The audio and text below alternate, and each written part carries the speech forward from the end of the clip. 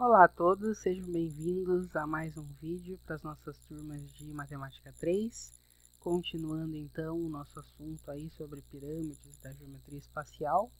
E hoje a gente vai ver nesse vídeo um pouco sobre a área de superfície e o volume de uma pirâmide.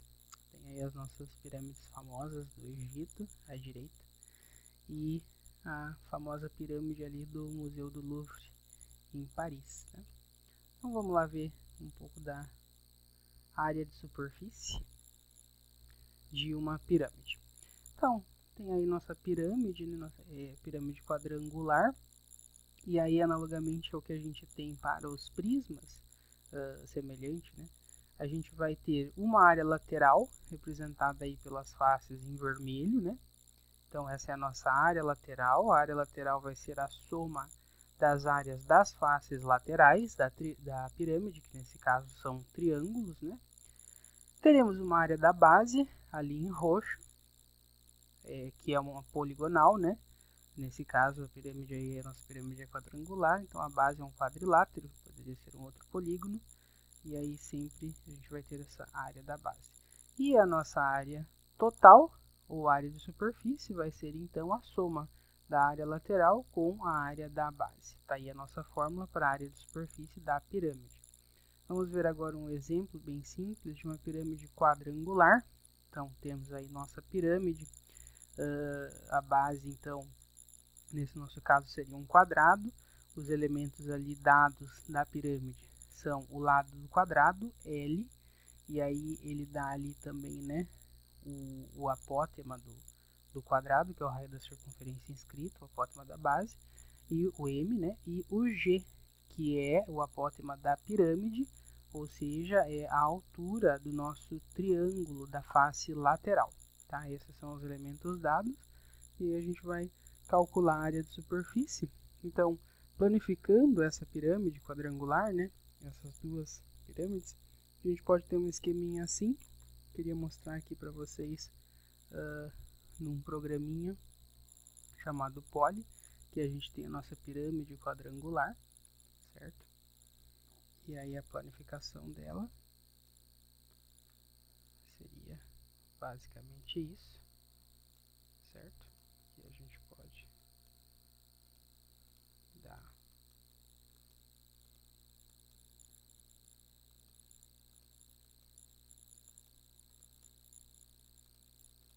um play na planificação. Isso. Mais ou menos no esquema que a gente tem ali. Agora ele volta. O outro programa interessante também é esse pletora de poliedros. Temos aqui a nossa pirâmide, né, quadrangular também. E aí a gente habilita a montagem e a gente vê aí uma planificação da pirâmide um pouco diferente da que a gente tem ali. Certo? Enfim. Voltando aqui então, a gente tem a planificação. Então a gente tem 4 faces triangulares, as faces laterais, e uma face quadrada, que é a face da base. Então, calculando a área lateral, é 4 vezes a área do triângulo da face lateral. A área do triângulo é a base L vezes a altura G, que é o apótema da pirâmide, sobre 2. Então, 4 ali simplifica com 2, 2 vezes L vezes G. E a área da base, sendo nesse caso um quadrado, lado ao quadrado. Então, a nossa área total é 2LG, área lateral, mais L ao quadrado, que é a área da base. Certo? Vamos resolver um exercício também, que diz o seguinte. O telhado de uma casa será construído em formato de superfície lateral de pirâmide, de base quadrangular, com as arestas laterais congruentes, medindo raiz de 61 metros. Então tá aí o nosso esqueminha da casa, né? E o telhado tem esse formato da superfície lateral da pirâmide, né? E a base aí é quadrangular, ou no caso um quadrilátero. O nosso quadrilátero aí vai ser um retângulo. Então veja que essa pirâmide em questão não é uma pirâmide regular, porque o polígono da base não é um polígono regular, não tem os lados congruentes, né? É um retângulo. E ele dá a medida da aresta da base aqui, né? São 4. Medida da aresta lateral, são 4 arestas laterais, medindo raiz de 61 metros. Sabendo que são necessárias 16 telhas do modelo escolhido para cobrir 1 metro quadrado de telhado, e supondo que serão desperdiçadas 195 telhas com quebras e emendas, calcule o número mínimo de telhas utilizadas na cobertura desse telhado. Use que raiz de 5 é igual a 2,2. Então, sabendo, né, que 16 telhas são necessárias para o metro quadrado e levando em consideração as telhas a serem desperdiçadas, ele quer que a gente calcule aí o número mínimo de telhas usadas para cobrir o telhado, que tem então esse formato de superfície lateral de pirâmide, certo? Então o que a gente precisa calcular nesse caso é a área lateral da pirâmide, ou seja, né, a área desses 4 triângulos. Então o que a gente observa primeiro é que esses triângulos aqui, né, a gente vai ter 2 triângulos cuja base mede 8 e 2 triângulos cuja base mede 12, né? Esses 4 triângulos eles são isósceles com 2 lados medindo então raiz de 61 metros, né, que é a medida da aresta lateral. Tá? Então o que a gente precisa fazer é calcular as áreas desses triângulos. Então, no primeiro triângulo, a gente tem a base 8, o lado raiz 61. Para calcular a área, a gente traça a altura, que a gente vai chamar de H, sendo esses triângulos isósceles, né, essa altura divide a base em 2 segmentos de comprimento igual. Então, aquele segmento ali é 4, e o que a gente tem é um triângulo retângulo de hipotenusa raiz de 61 e catetos H e 4. Então, utilizando o teorema de Pitágoras, hipotenusa ao quadrado, raiz de 61 ao quadrado 61, igual a 4 ao quadrado mais h ao quadrado. Então, h ao quadrado é 61 menos o 16, que passa diminuindo, que é igual a 45. E extraindo a raiz de 45, 45 é 9 vezes 5, né? A gente tem aí 3 raízes de 5, e apareceu então a raiz de 5 para ser considerado como 2,2. Então, a gente encontra aí uma altura de 6,6. Vamos calcular então essa primeira área. Vamos dividir essa área lateral em duas. Aí a área A1 correspondendo às áreas, né, a soma das áreas dos triângulos de base 8. Então a gente tem 2 vezes a área desse triângulo, que é a base 8, vezes a altura 6,6, que a gente acabou de encontrar, dividido por 2. Os dois ali se cancelam, então a gente fica com 8 vezes 6,6 igual a 52,8. Vamos guardar aí, então, essa informação da A1 igual a 52,8 e vamos ao segundo triângulo. Agora, esse segundo triângulo tem uma base maior, medindo 12, né? E como o lado continua medindo raiz de 61, que é a aresta lateral da pirâmide, a altura vai ter que ser um pouco menor, né? Então, traçando essa altura, novamente divide esse triângulo isósceles em 2 segmentos de mesmo comprimento, sendo o comprimento então igual a 6, formamos o triângulo retângulo, aplicamos o teorema de Pitágoras. 61 igual a 6 ao quadrado 36, mais h ao quadrado. Então, h ao quadrado é 61 menos 36, igual a 25. Extraindo a raiz, a altura é 5. Então, para a área 2, né, que é a soma das áreas desses 2 triângulos, a gente tem 2 vezes a base 12 vezes a altura 5 que a gente encontrou, dividido por 2. Novamente os dois se cancelam. A gente tem 12 vezes 5 igual a 60. Descobrimos aí a área 2 igual a 60. Então a área total lateral da pirâmide, aí no caso do telhado, né, é a soma de A1 com A2, 52,8 mais 60, resultando em 112,8 metros quadrados. Né? Esses comprimentos estão dados aí em metros. Agora, como eu sei que a cada 1 metro quadrado são usadas 16 telhas, então, para cobrir aí, eu vou estar usando 16 vezes 112,8 metros quadrados, total de 1.804,8. Mas aí o exercício nos informa, né, que ainda serão desperdiçadas 195 telhas, né, com quebras e emendas. Então, a gente soma 1.804,8 com 195, resultando em 199,8.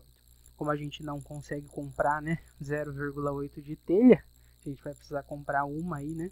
Então, resultando aí no mínimo 2.000 telhas para cobrir esse telhado, ok? Seguindo, então, vamos agora explorar um pouco sobre o volume da pirâmide. E para isso a gente vai usar também o princípio de Cavalieri, já visto anteriormente, né? O que acontecia lá no princípio de Cavalieri? A gente tinha que passar plano, né? Planos paralelos ao plano contendo a base do sólido. O que acontecia é que quando eu cortava o sólido por esse plano paralelo, eu obtinha um polígono de mesma área. Agora aqui na pirâmide não acontece bem isso. Vamos ver o que acontece aqui nesse nosso esquema. Então aí a gente tem uma pirâmide, o plano alfa contendo o polígono da base. Nesse caso é representado por um quadrilátero e ali a gente tem o lado AB, né, formando a região poligonal M.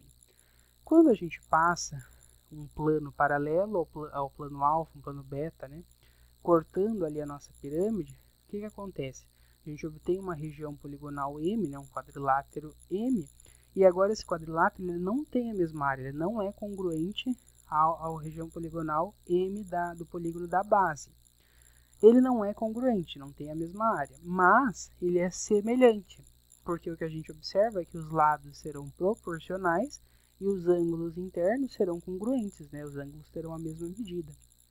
Então o que acontece lá, né? Usando semelhança, a gente tem que o lado AB sobre a linha B', o lado A', B', ele obedece, né, uma proporção de semelhança, que K, uma certa constante de proporção. E outros elementos dos triângulos aqui, né, também obedecem, aqui seria o ABV e o A'B', também obedecem. Por exemplo, aqui a altura ali, né, não é bem do triângulo, mas a altura da pirâmide. Então, Hzão sobre Hzinho também obedece essa constante de proporção, tá?